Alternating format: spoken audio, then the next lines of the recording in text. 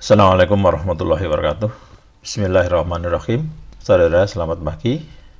Kita bertemu lagi pada kuliah manajemen supervisi. Kali ini kita memasuki kajian yang sudah masuk ke permasalahan inti, yaitu supervisi manajerial. Jadi, supervisi di dalam dunia pendidikan ini ada dua, ada supervisi akademis dan ada supervisi manajerial. Oke, jadi mohon kalian membawa catatan. Anda catat yang perlu-perlu, Anda tanyakan yang kurang jelas di dalam kajian ini. Pada kesempatan ini nanti kajian kita tentang supervisi manajerial, tentang skop atau ruang lingkupnya, fungsi, prinsip, metode, dan teknik.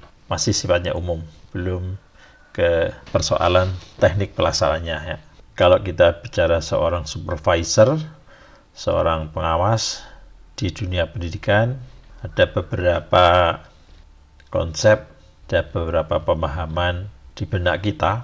Di antaranya seorang supervisor pendidikan, seorang pengawas sekolah adalah mereka never stop learning. Artinya mereka harus selalu belajar. Karena dunia pendidikan adalah sangat dinamis, selalu berubah dari waktu ke waktu. Sehingga jika tidak mau mengikutinya akan tertinggal, sehingga informasi yang disampaikan sekolah pun tidak akan ada manfaatnya. Yang kedua, trust yourself. Kalian harus yakin, harus confident pada diri sendiri ya. Berikutnya, Anda harus memberikan 100% apa yang Anda pahami kepada teman-teman di sekolah, sehingga betul-betul yang Anda sampaikan bisa untuk pengembangan sekolah. Yang berikutnya, kalian sebagai supervisor juga harus berpikir bahwa semuanya adalah mungkin, tidak ada yang tidak mungkin. Tidak ada mission impossible ya, semua mission possible ya. Kata tidak mungkin itu hanya ada di kamus orang-orang bodoh saja. Bagi orang yang pandai, semuanya adalah mungkin, dan seterusnya. Ada yes I can, yes I will, forgive yourself. Kita harus bisa memaafkan diri kita sendiri, think positif, kita harus selalu berpikir positif, care of yourself. Kita juga harus perhatian pada diri kita juga harus memahami teman kita, dan seterusnya. Oke, jadi intinya mari kita berpikir maju, mari kita berpikir positif, mari kita terus belajar, karena ilmu ini terus berkembang, apalagi ilmu pendidikan adalah ilmu sosial yang selalu berkembang dari waktu ke waktu dan harus selalu diikuti kalau tidak ingin ditinggal oleh perubahan itu sendiri. Ada peta konsep dari supervisi manajerial, masalah kepengawasan, khususnya masalah kompetensi pengawas, ini telah diterbitkan Peraturan Menteri Pendidikan Nasional nomornya 12 tahun 2007. Ini tentang kompetensi pengawas sekolah. Nah, tentu yang kita pelajari pada saat ini yang terkait dengan dimensi supervisi manajerial. Ya, dimensi supervisi manajerial. Diharapkan saudara menguasai metodenya, menguasai tekniknya, prinsip-prinsip supervisi manajerial dalam peningkatan mutu pendidikan di sekolah. Karena supervisi manajerial lebih tekanannya pada lembaga, pada manajemen penyelenggaraan pendidikan di sekolah.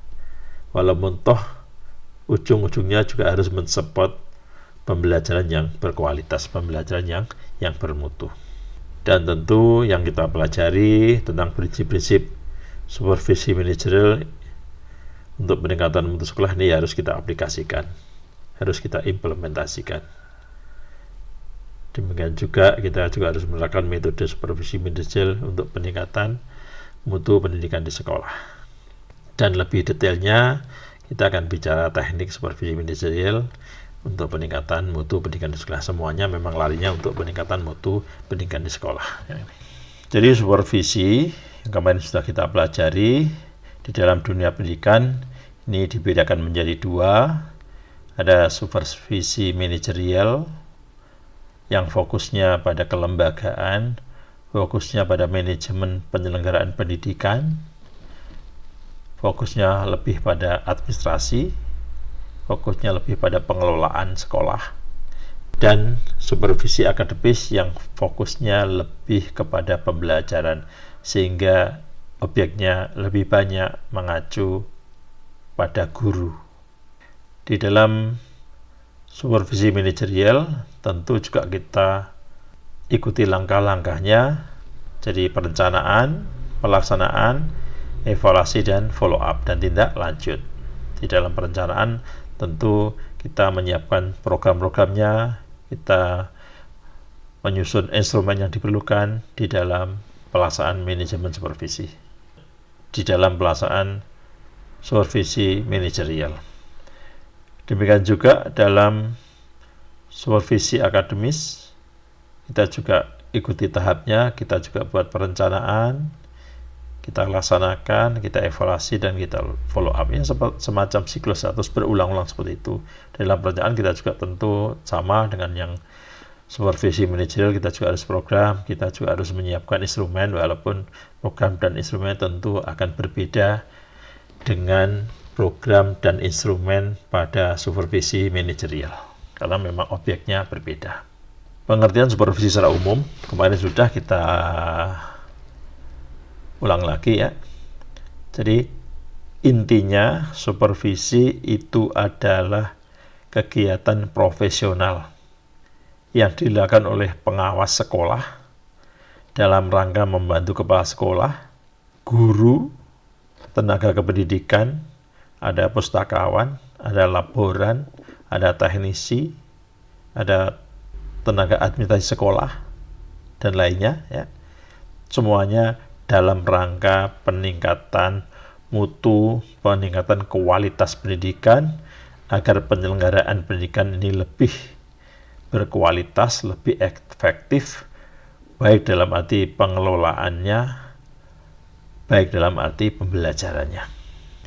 Nah, di dalam dunia pendidikan tadi sudah saya sebutkan di atas di dalam pengantar tadi, bahwa kita kenal ada dua aspek supervisi.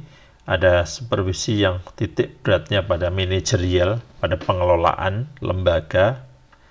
Ada supervisi akademis yang lebih menekankan pada proses pembelajaran atau pada pembelajaran.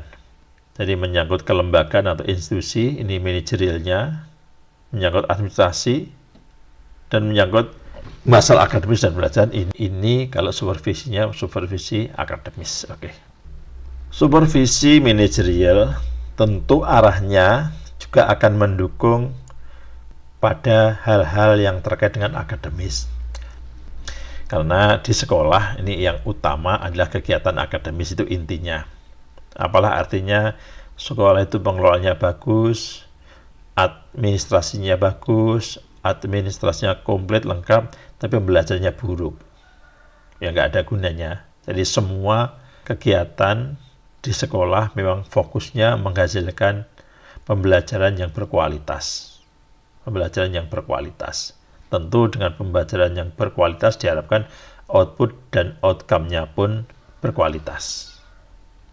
Dalam panduan pelaksanaan pengawas sekolah, Direktorat Tenaga Pendidikan tahun 2009, di sana dijelaskan bahwa supervisi manajerial adalah supervisi yang berkenaan dengan aspek pengelolaan sekolah yang terkait langsung dengan peningkatan efisiensi dan efektivitas sekolah, yang menyangkut perencanaan, koordinasi, pelaksanaan, evaluasi atau penilaian, pengembangan kompetensi sumber daya manusia, baik SDM di bidang kependidikan maupun di bidang sumber daya lainnya, baik yang dikelola SDM maupun SDA, sumber daya manusia maupun sumber daya alam, ya, gitu, kira-kira begitu.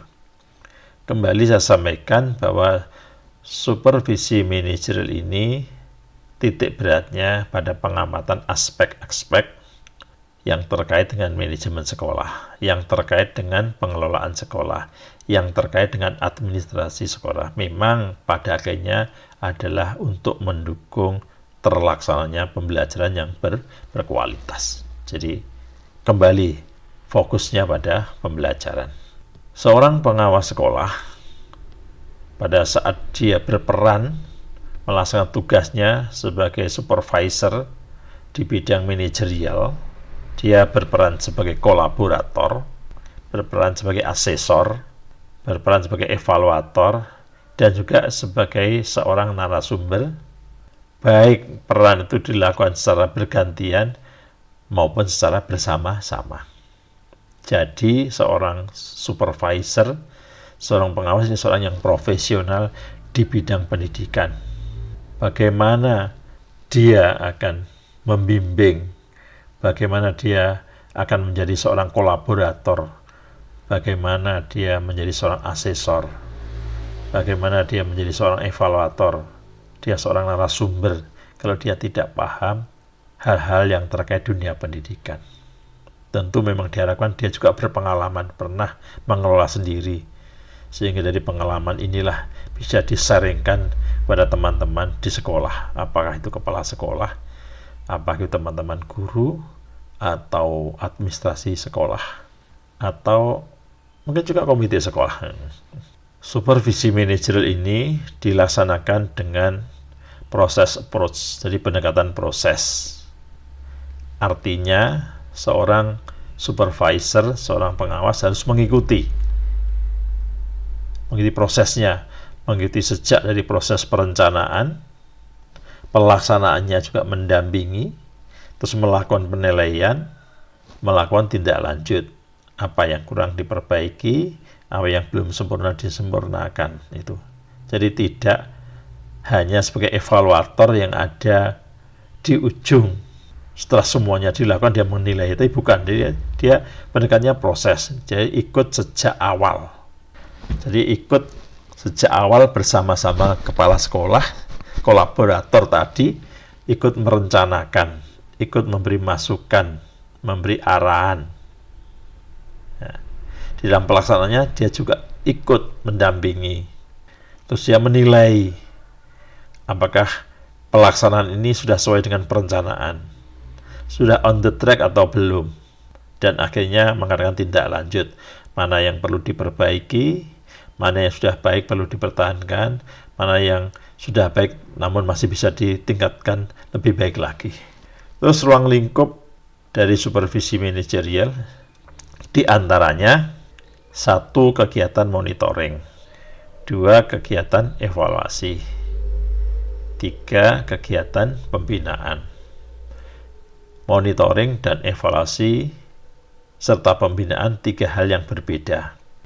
Namanya monitoring, memonitor, berarti melihat proses.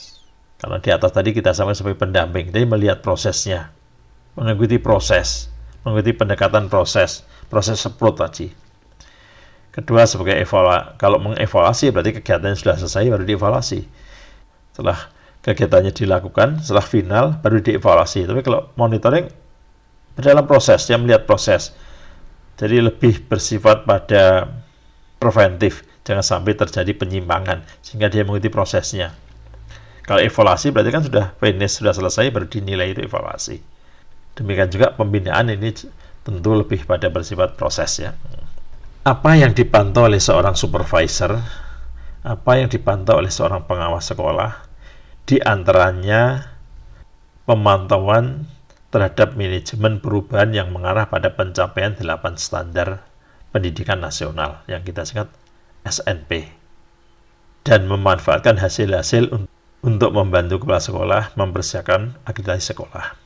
Jadi pemantauan pada 8 standar, ada 8 standar, ada standar isi, ada standar proses, ada standar kompetensi lulusan, ada standar pendidik dan tenaga kependidikan, ada standar sarana prasarana, ada standar manajemen sekolah, ada standar pembiayaan, dan standar evaluasi. Dari 8 standar tadi, yang 4 lebih cenderung pada fokus supervisi manajerial, yang 4 lebih fokus pada supervisi akademis. Yang fokusnya supervisi manajerial tentu standar pendidik dan tenaga kependidikan, standar sarana dan prasarana, standar manajemen sekolah, dan standar biaya pendidikan. Dan selebihnya fokus dari supervisi akademis. Berikutnya, kegiatan yang dilakukan oleh pengawas yaitu mengadakan penilaian. Penilaian terhadap kinerja kepala sekolah. Jadi ada PKKS, penilaian kinerja kepala sekolah.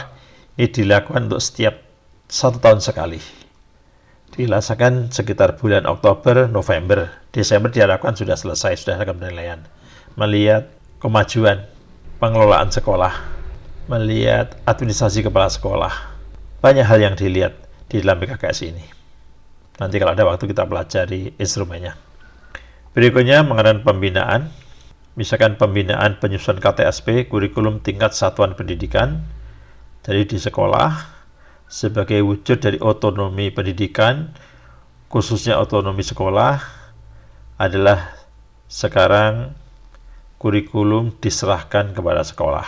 Maka disebut dengan KTSP, kurikulum tingkat satuan pendidikan. Maksudnya yang membuat sekolah itu masing-masing, sehingga sangat dimungkinkan antara sekolah satu dengan sekolah lain, walaupun di daerah yang sama, punya konten kurikulum yang berbeda sesuai dengan ciri khas daerahnya masing-masing, ciri khas wilayah sekolah itu masing-masing. Di dalam pembinaan ini juga membantu kepala sekolah dalam mengembangkan pusat sumber belajar. Dan diharapkan kepala sekolah juga mengadakan pembinaan agar di sekolah ini terselenggara pembelajaran yang menggunakan pendekatan saintifik, yang menggunakan pendekatan ilmu pengetahuan sesuai dengan yang diminta oleh kurikulum 2013. Pembinaan juga dilakukan untuk mengembangkan kompetensi kepala sekolah dalam penyusunan program dan pelaksanaan peminatan. Program ekstrakurikuler wajib. Jadi di sekolah ada program peminatan, ada peminatan untuk ilmu alam, peminatan untuk ilmu sosial, untuk bahasa, dan nanti untuk masing-masing peminatan tadi juga masih ada namanya lintas minat, ada lintas minat. Dan juga di dalam mengembangkan kompetensi kepala sekolah dalam pelaksanaan kegiatan ekstrakurikuler. Jadi pramuka ini wajib di samping ekstrakurikuler pilihan yang lain. Tentu diharapkan sekolah membuka sebanyak-banyak ekstra untuk mewadahi hobi dan keinginan anak yang bermacam-macam. Tentu anak pun harus dibatasi di dalam mengikuti program ekstrakurikuler ini. Misalkan setiap anak hanya wajib 2. Karena kalau terlalu banyak, lelah, akhirnya nggak bisa belajar ya. Jadi ya minimal kalau namanya wajib yang pramuka harus. Tapi ada plus yang lain, plus 1 saja lah kira-kira begitu ya. Berikutnya di dalam kegiatan pembinaan ini, seorang pengawas sekolah juga harus mendampingi kepala sekolah dalam melaksanakan pengelolaan administrasi sekolah secara umum. Seorang pengawas juga harus mengadakan pembinaan administrasi yang dilakukan teman-teman tenaga administrasi sekolah.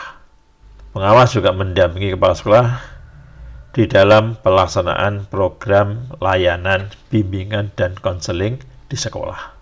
Pembinaan ini juga dilakukan dalam rangka pendampingan kepala sekolah dalam mengevaluasi keterlaksanaan program-program sekolah. Jadi program-program yang sudah dibuat juga setiap akhir tahun perlu dievaluasi, dilihat progresnya sampai di mana, apakah program itu berjalan dengan baik, on the track atau kurang, atau bagaimana untuk direvisi tahun berikutnya. Supervisi manajerial dalam implementasi kurikulum 2013 berkaitan langsung dengan terselenggaranya kurikulum diantaranya jadi manajemen KTSP. Jadi tadi sudah seorang pengawas mendampingi penyusunan kurikulum tingkat satuan pendidikan. Diharapkan namanya kurikulum ini sudah selesai sebelum hari pertama masuk sekolah.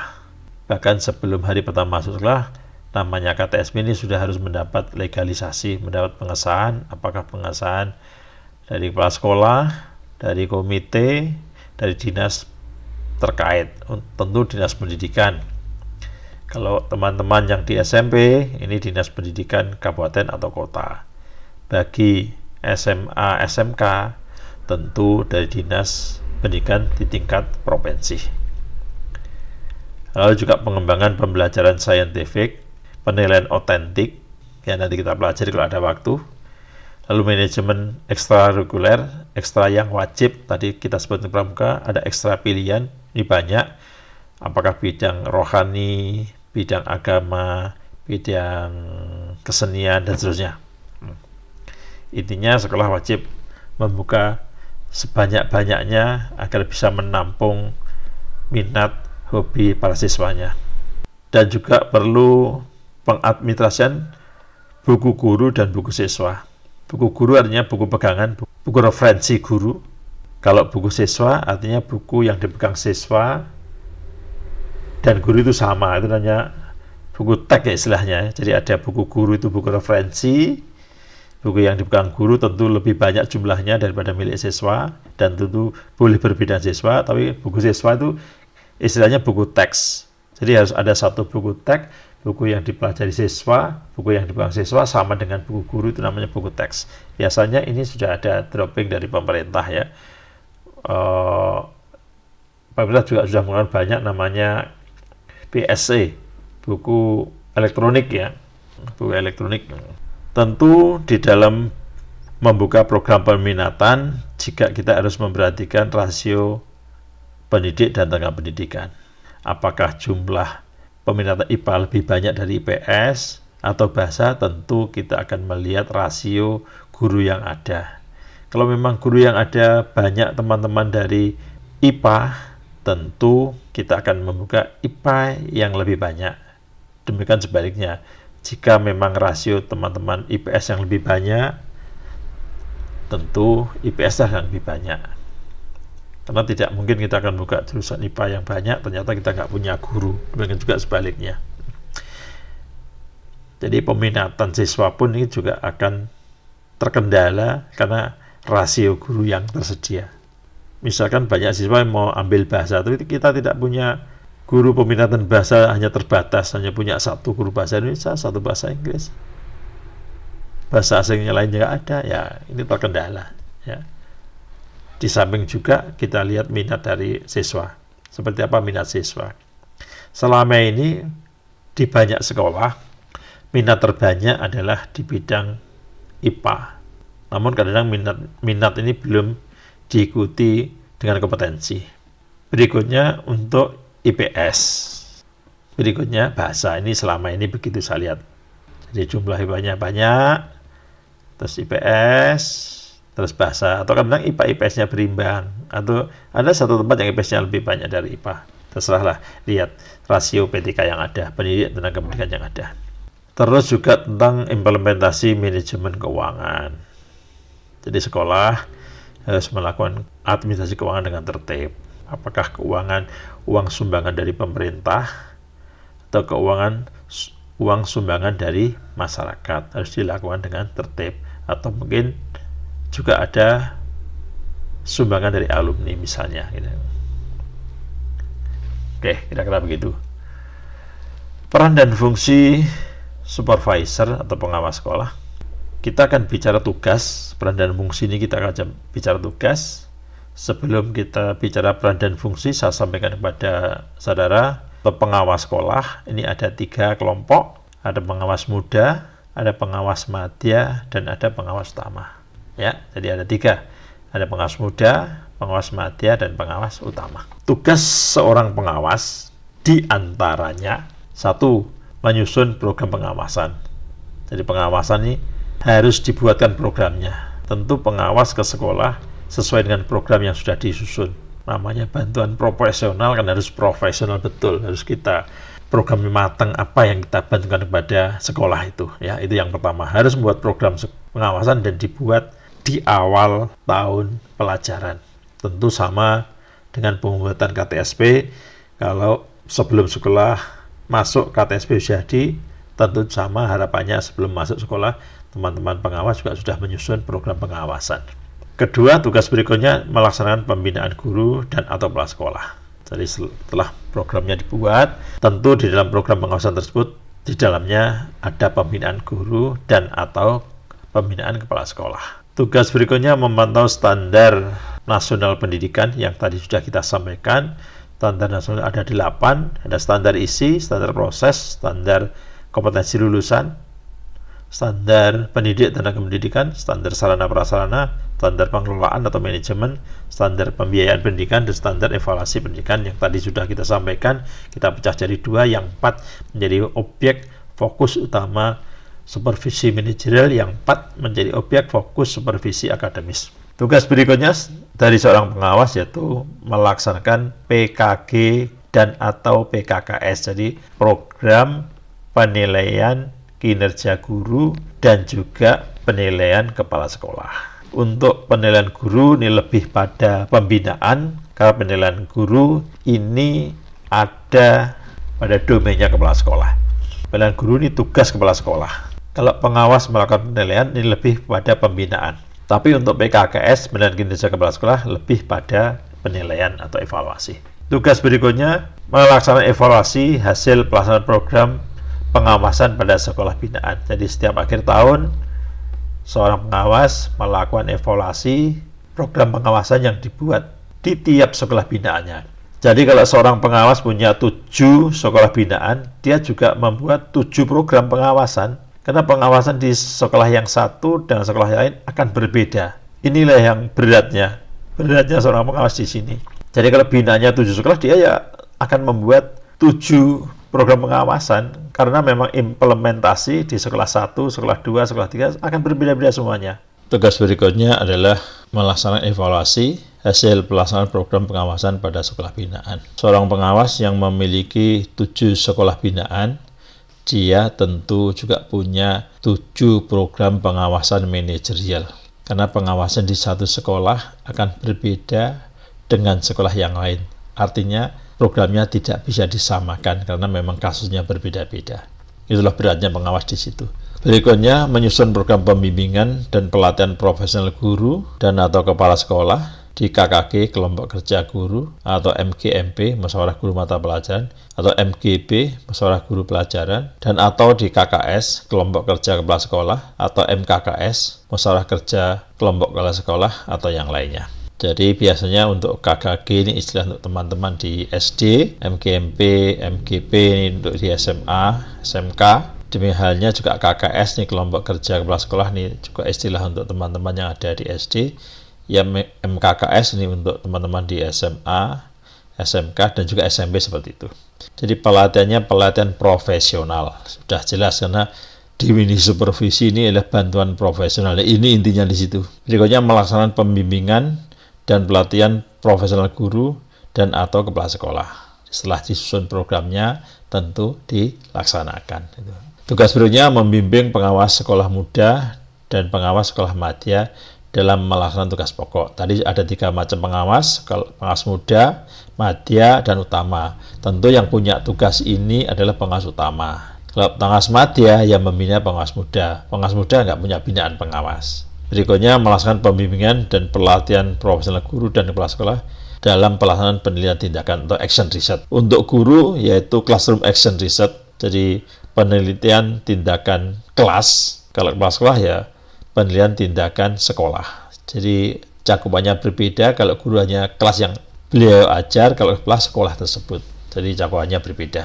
Tugas yang lain juga banyak, diantaranya pelaksanaan kurikulum mata pelajaran, juga proses pembelajaran praktikum atau studi lapangan, juga pembinaan, pengawasan kegiatan ekstra, pengawasan penggunaan media, alat bantu dan sumber. Diharapkan memang guru kalau mengajar bawa media, membawa alat bantu, tidak boleh tanpa media, tanpa alat bantu, tanpa sumber.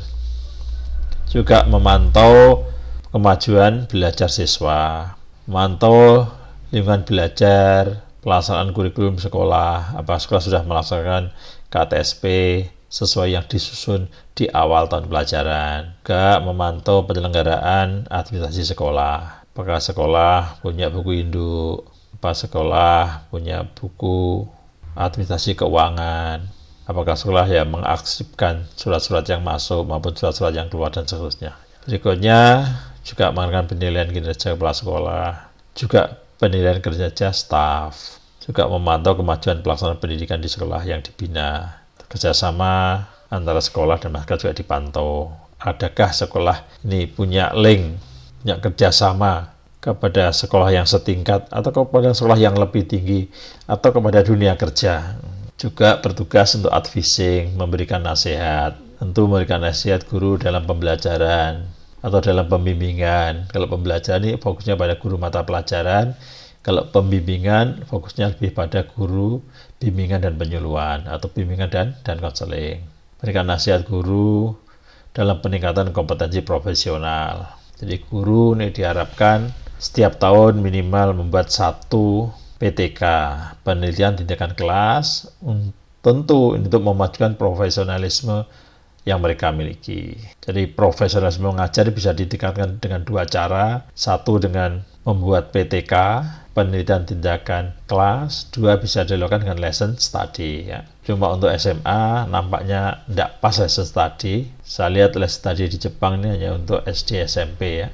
Berikutnya memberikan advice tentang pelaksanaan penilaian proses dan penilaian hasil belajar. Jadi guru di dalam melakukan penilaian ada 2 tahapan. Ada penilaian proses, berarti proses selama pembelajaran masih berjalan. Ada penilaian hasil setelah pembelajaran selesai. Berikutnya memberikan advice dalam melaksanakan penelitian tindakan kelas. Tadi sudah ya, nanti kalau ada waktu kita pelajari khusus tentang PTK ini. Berikutnya memberi advice guru dalam meningkatkan kompetensi pribadi, kompetensi sosial, dan kompetensi pedagogik. Jadi guru ini punya 4 kompetensi. 1 kompetensi pribadi atau kepribadian, kompetensi sosial, kompetensi pedagogik, dan kompetensi profesional tadi. Berikutnya memberi advice kepada kepala sekolah di dalam pengelola pendidikan. Berikutnya memberikan advice kepada kepala sekolah dalam melakukan inovasi pendidikan, pembaruan pendidikan. Apakah kepala sekolah ini punya jiwa inovasi atau adem-adem saja atau berjalan mengalir saja? Karena banyak tipe ya. Ada kepala yang suka melakukan inovasi di bidang pendidikan, ada yang inovasinya hanya di bidang bangunan, ada kepala sekolah yang senangannya bangun saja gitu ya, yang sukanya bangun saja gitu. Tentu ya tidak buruk, namun sisi pembelajarannya, sisi proses pendidikannya juga harus diperhatikan, jangan fisiknya saja. Juga memberikan advice dalam peningkatan kompetensi profesional kepala sekolah. Namanya kepala sekolah ini seorang top leader, tentu banyak hal yang harus dikuasai.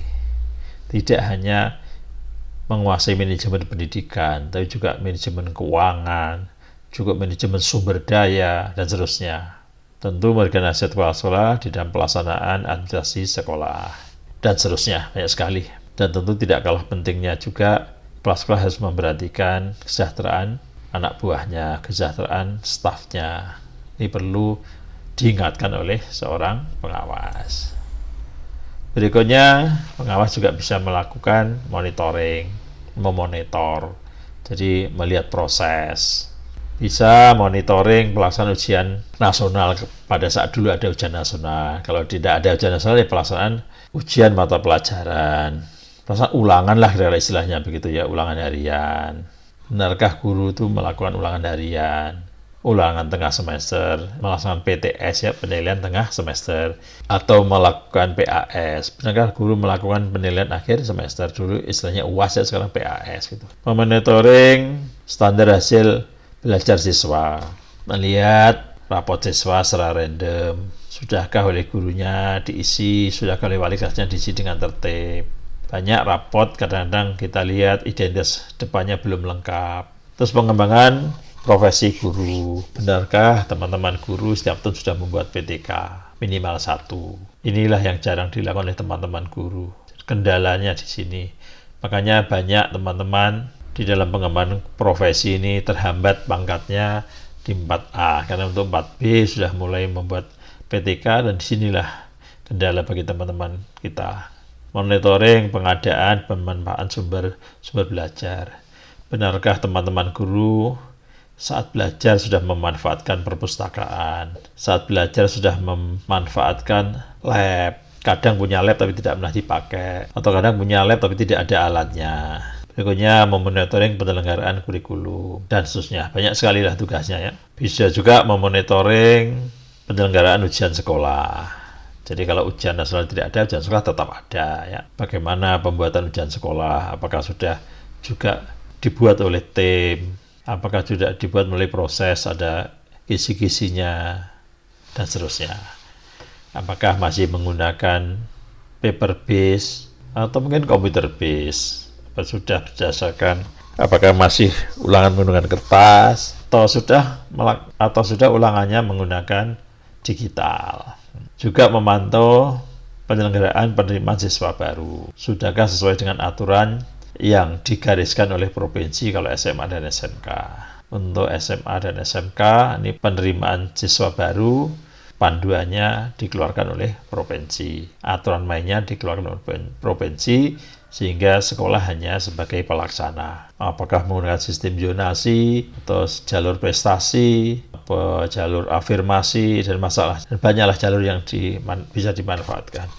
Lalu menggunakan koordinasi. Jadi pengawas juga bisa melakukan koordinasi tentang pelaksanaan inovasi pembelajaran. Apakah teman-teman guru memang sudah mencoba menggunakan pendekatan pengenalan baru, metode-metode baru di dalam pembelajaran di kelas. Tidak hanya menggunakan ceramah terus-menerus mulai awal pelajaran sampai akhir pelajaran. Lalu koordinasi dengan pengadaan sumber-sumber belajar. Lalu koordinasi tentang peningkatan kemampuan profesi guru. Dan seterusnya, dan seterusnya. Berikutnya, pengawas juga harus menyusun laporan. Di antaranya laporan kinerja guru dalam pelaksanaan pembelajaran, laporan kemajuan belajar siswa, bagaimana kemajuan siswa di masing-masing sekolah binaannya, lalu laporan tentang pelaksanaan tugas kepengawasan akademik, juga pengawasan manajerial, lalu punya laporan tentang PKKS, penilaian kinerja kepala sekolah, punya laporan tentang penilaian kinerja staf sekolah. Staf sekolah ya bisa berarti tata usaha, bisa berarti wakil kepala sekolah, bisa berarti petugas laboran, bisa berarti pustakawan, bisa berarti teknisi gitu ya. Juga membuat reporting, membuat laporan tentang standar mutu pendidikan, membuat laporan dengan inovasi-inovasi yang dibuat oleh sekolah. Tujuan supervisi, baik ini supervisi manajerial maupun supervisi akademis ya. Di antaranya satu, pengembangan profesionalisme ya guru, ya kepala sekolah, ya staf yang lain. Lalu tugasnya mengawasi tentang kualitas dengan mutu yang diharapkan dari tahun ke tahun mutu pendidikan kita ini terus meningkat. Tugas berikutnya adalah menumbuhkan motivasi, menumbuhkan semangat untuk belajar terus, semangat untuk maju. Prinsip-prinsip pengawasan manajerial diantaranya ada demokratis, harmonis, kontinuitas, komprehensif, objektif, dan konstruktif. Tentu diharapkan di dalam pelaksanaan tugasnya kepala sekolah tidak boleh otoriter, harus demokratis, tidak boleh mendominasi, tidak bertindak bahwa kepala sekolah dan guru itu sebagai bawahannya, tapi lebih sebagai mitra, sebagai paket dalam peningkatan mutu pembelajaran, mutu pendidikan di sekolah. Kedua, harus menciptakan hubungan kemanusiaan yang harmonis, yang bersifat terbuka, bersifat kesitakawanan, bersifat informal gitu ya. Sehingga kedatangan pengawas sekolah itu sangat diharapkan oleh teman-teman kepala sekolah, oleh diharapkan guru. Jangan sampai mereka takut pada kita. Berikutnya, kepengawasan ini harus dilakukan secara kontinuitas, artinya secara berkesinambungan. Tidak boleh hanya parsial atau hanya momen saja. Diadakan sesekali, namun tidak berkelanjutan. Maka kurang bermakna kalau demikian ya, ini. Berikutnya juga harus dilakukan secara komprehensif, secara menyeluruh dari segala aspek. Apakah aspek manajerialnya atau juga aspek akademisnya. Aspek manajerialnya juga menyangkut banyak hal. Yang tadi sudah kita sampaikan, ada 4 standar nasional pendidikan yang terkait dengan manajerial, ada 4 yang lain terkait dengan standar akademis, atau juga masih banyak yang lain yang bisa kita lakukan. Berikutnya bersifat objektif, kita menilai, membina berdasarkan data yang ada. Jadi kita memberi bantuan agar bantuan itu berguna, tentu bantuan sesuai dengan kebutuhan sekolah. Kita harus objektif ya. Jadi program pengawasan sekolah itu harus disusun sesuai dengan kondisi real masing-masing sekolah, sesuai kebutuhan sekolah.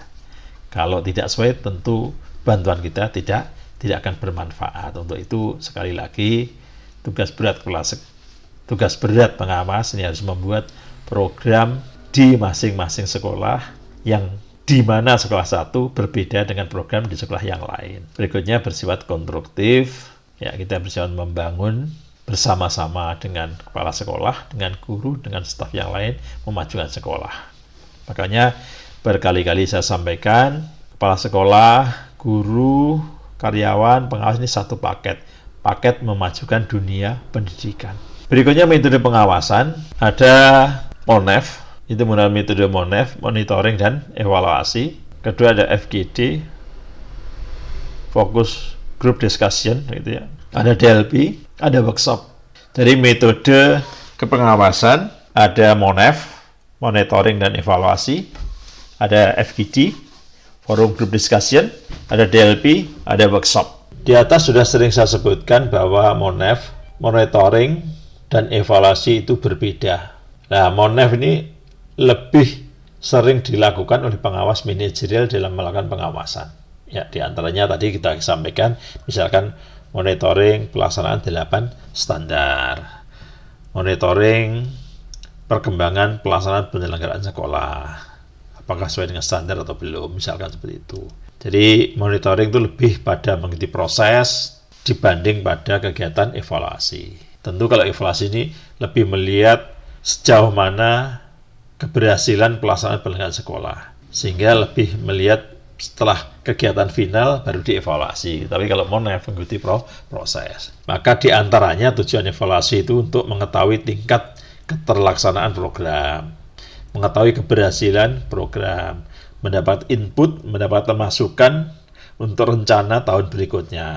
Bisa juga memberikan penilaian, ya, mengambil sebuah keputusan. Itu pada evaluasi. Fokus group discussion, hasil monitoring yang dilakukan oleh pengawas hendaknya disampaikan secara terbuka kepada pihak sekolah, terutama kepala sekolah tentunya, bisa juga kepada komite sekolah, bisa juga kepada guru. Secara bersama-sama pihak sekolah dapat melakukan refleksi terhadap data yang ada dan menemukan sendiri faktor-faktor penghambat serta pendukung yang selama ini mereka rasakan. Forum untuk dapat berbentuk fokus group discussion ini melibatkan stakeholder sekolah, melibatkan mereka-mereka yang berkepentingan di dalam memajukan sekolah ini. Tentu begitu ya. Biasanya langkah-langkah yang perlu dilakukan, satu, sebelum FGD dilaksanakan, semua peserta sudah mengetahui maksud, diskusi, serta permasalahan yang akan dibahas. Jadi konten yang dibahasnya sudah jelas. Yang kedua, hendaknya semua unsur di sekolah terwakili. Semua unsur terwakili. Ada unsur dari kepala sekolah, unsur dari wakil kepala sekolah, ada komite, ada guru. Gurunya juga ada dari guru kelompok IPA, guru kelompok IPS, kelompok bahasa, dan seterusnya. Langkah berikutnya, hendaknya pemimpin atau pimpinan FGD ini berusaha menggali pikiran, menggali pandangan dari semua peserta. Jadi minta masukan sebanyak-banyaknya dari semua peserta. Dan tentu tidak kalah penting harus dibuat notulen. Notulen dibuat secara teliti, didokumentasikan pandangan dari berbagai pihak tadi, masukan-masukan harus didokumentasikan. Dan tentu pimpinan FGD tetap harus mengontrol waktunya, mengontrol pelaksanaan secara efektif, dan mengarahkan pembicaraan tetap fokus pada permasalahan, tidak melebar kemana-mana. Dan apabila pada pertemuan tersebut belum ditemukan titik temu, belum ditemukan atau belum didapatkan sebuah kesimpulan atau kesepakatan, boleh dilanjutkan pada putaran-putaran berikutnya menggunakan FGD lagi. Begitu kira-kira begitu ya. Berikutnya ada metode DLP. Biasanya metode DLP ini digunakan oleh pengawas dalam membantu pihak sekolah saat merumuskan visi, misi, dan tujuan sekolah. Tentu sesuai dengan konsep MBS, manajemen berbasis sekolah, school based management. Karena inilah bentuk otonomi dari sekolah. Kalau daerah ada otonomi daerah, sekolah ada otonomi sekolah, yaitu MBS, itu manajemen berbasis sekolah atau school based management. Misalnya ini dilakukan pengawas saat menyusun rencana pengembangan sekolah, ya, menyusun RPS. Jadi sekolah harus punya visi, harus punya misi, dan punya tujuan yang jelas dan realistik. Tentu digali dari kondisi sekolah, kondisi peserta didik, potensi daerah, serta pandangan dari seluruh stakeholder yang ada. Tentu metode DLP ini dapat juga disampaikan oleh pengawas kepada kepala sekolah ketika akan mengambil keputusan yang melibatkan banyak pihak. Langkah-langkah yang biasa dilakukan di dalam DLP ini disampaikan oleh Gordon, diantaranya yang pertama mengidentifikasi pihak-pihak yang dianggap memahami persoalan yang akan dibahas dan hendaknya mereka dimintai pendapatnya tentang pengembangan sekolah ini. Itu yang pertama. Jadi pihak yang terlibat ya pihak-pihak yang paham pada permasalahan. Yang kedua, masing-masing pihak diminta mengajukan pendapatnya secara tertulis tanpa disertai nama dan identitas, anonim ya. Jadi menulis masukan pendapatnya tanpa nama, biar bebas, dia tidak sungkan, tidak pakewuh gitu kalau orang Jawa ya. Yang ketiga, mengumpulkan pendapat yang masuk dan membuat daftar urutan sesuai dengan jumlah orang yang berpendapat tadi. Makanya semua diminta membuat masukan kepada sekolah. Makanya tadi yang diundang orang-orang yang betul-betul paham permasalahannya. Yang keempat, menyampaikan kembali daftar rumusan pendapat dari berbagai pihak tersebut untuk diberikan urutan prioritas. Jadi setelah masukannya banyak dikumpulkan, kita buat skala prioritas mana yang didahulukan ya. Tentu setelah kita membuat skala prioritas, terakhir adalah penyampaian hasil prioritas keputusan dari peserta rapat yang dimintai pendapatnya. Jadi ini pendapat rapat, pendapat forum gitu ya. Itulah DLP biasanya. Berikutnya juga bisa menggunakan metode workshop. Tentu metode ini bersifat kolektif, bersifat kelompok, dan dapat melibatkan beberapa kepala sekolah dari beberapa sekolah tentunya, wakil kepala sekolah, juga mungkin perwakilan komite. Jadi tidak hanya satu lembaga, mungkin dari banyak lembaga ini. Jadi workshop atau lokakarya ini memang salah satu metode yang biasa ditempuh oleh pengawas di dalam melakukan pengawasan manajerial. Metode ini bersifat kelompok ya, melibatkan banyak sekolah tadi ya, tidak hanya satu sekolah, lebih dari satu sekolah. Tentu pelaksanaan ya disesuaikan dengan urgensinya. Urgensinya apa nih? Kepentingannya apa? Misalnya tentang pengembangan KTSP. Tentu kalau satu sekolah ya tidak efektif, pengawas harus ngomong berkali-kali permasalahan yang sama kepada pihak yang berbeda. Daripada kita harus ngomong berkali-kali, kan lebih baik kita kumpulkan di satu forum, kita sampaikan sekali untuk semuanya, itu kan lebih efektif. Tidak buang waktu, buang tenaga, buang biaya dan sebagainya ya. Itu kira-kira, jadi metode di atas cenderung kepada kelompok ya. Sebenarnya ada yang membedakan metode yang bersifat individu, ada yang bersifat kelompok ya. Oke. Berikutnya kita kaji teknik yang bisa dilakukan oleh pengawas. Teknik itu tuh lebih kecil daripada metode ya, lebih spesifik lagi. Umumnya digunakan dua teknik, tadi yang bersifat individu dan teknik yang bersifat kelompok. Jika permasalahannya spesifik satu orang, ya tentu teknik individu akan lebih bermanfaat daripada teknik kelompok. Dan memang tidak mungkin, karena permasalahannya berbeda, kita lakukan kelompok memang tidak mungkin. Teknik yang kelompok tentu ini beberapa orang guru yang punya masalah yang sama kita kumpulkan, baru teknik kelompok ini berjalan. Teknik individu yang bisa dilakukan diantaranya melakukan kunjungan dan observasi kelas. Jadi sekali pengawas juga masuk kelas, mengadakan observasi pembelajaran yang ada di kelas, melihat aktivitas guru di kelas, melihat aktivitas siswa di kelas. Bisa juga melalui konferensi individu. Bisa juga dilakukan oleh kepala sekolah. Dia mengunjungi kepala sekolah yang lain, semacam studi banding lah ya.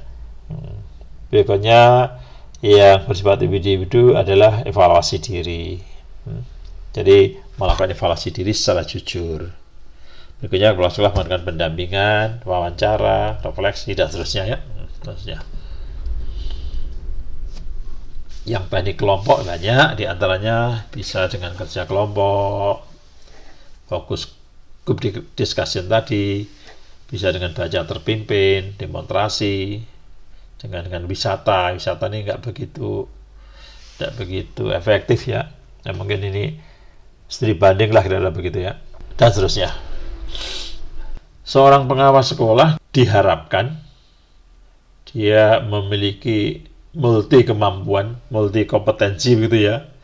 Satu, sebagai konseptor, yaitu orang yang menguasai metode dan teknik prinsip-prinsip supervisi dalam rangka peningkatan mutu pendidikan. Dia mampu memahami betul tentang konsep supervisi ini, konsep tentang peningkatan mutu ini. Jadi konseptor.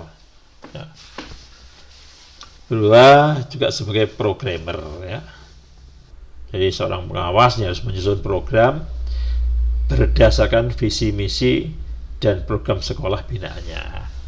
Jadi penyusunan program di masing-masing sekolah binaan tadi tentu akan melihat visi misi sekolah tersebut.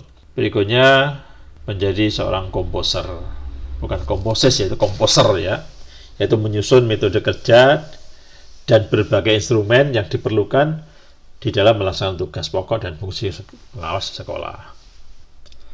Jadi tidak hanya program, itu juga banyak instrumen yang harus disusun agar mempermudah pelaksanaan kepengawasan. Berikutnya sebagai builder, yaitu membina kepala sekolah dalam mengelola manajemen, dalam mengelola administrasi, dalam rangka peningkatan mutu pendidikan, dalam rangka membina guru, membina kepala sekolah, dalam pelaksanaan bimbingan dan konseling sekolah. Itu diantaranya ya. Berikutnya juga sebagai observer, pengamat ya, yaitu membantu kepala sekolah dalam menyusun indikator keberhasilan mutu pendidikan di sekolah dan memantau pelaksanaan 8 standar pendidikan tadi. Mohon 8 standar ini harus hafal ya, harus hafal. Berikutnya juga sebagai reporter, report artinya membuat laporan. Jadi apa yang dilakukan tadi harus ditulis dalam bentuk laporan. Laporan tidak hanya lisan, tapi harus bersifat tertulis, ada dokumen hitam di atas putih. Pengawas juga menjadi seorang supporter yang memberi dorongan baik kepada guru, kepada kepala sekolah untuk mau refleksi diri guna menemukan hasil-hasil yang dicapai, menyadari kelebihannya, memahami kekurangannya di dalam pelaksanaan tugas-tugas di sekolah. Juga sebagai seorang user, jadi seorang pengawas ini harus memanfaatkan hasil-hasil pemantauan, hasil-hasil monitoring tadi untuk membantu kepala sekolah dan juga untuk membantu guru, membantu sekolah dalam persiapkan akreditasi ya. Jadi pengawas juga harus paham tentang akreditasi. Jadi ya lucu sekali kalau ada pengawas tidak paham akreditasi sekolah. Makanya berkali-kali saya sampaikan idealnya memang pengawas ini berangkat dari kepala sekolah sehingga dia punya pengalaman dalam menangani akreditasi. Berikutnya juga sebagai messenger, yaitu menyampaikan dan menjelaskan berbagai inovasi dan kebijakan pendidikan kepada guru dan kepala sekolah. Jadi pengawas harus banyak membaca regulasi-regulasi yang dikeluarkan oleh Menteri Pendidikan, yang dilakukan oleh pemerintah untuk disampaikan ke sekolah. Jangan sampai guru dan kepala sekolah lebih tahu atau tahu lebih dulu tentang pengawasnya. Ini terbalik ya, terbalik. Itu kira-kira yang bisa kita sampaikan di dalam kesempatan ini. Cukup padat, cukup banyak. Silakan dicermati berkali-kali, dicatat, dikembangkan sendiri. Saya hanya mengantarkan saudara saja. Saudara yang melangkah lebih jauh, kita cukup sekian. Assalamualaikum warahmatullahi wabarakatuh.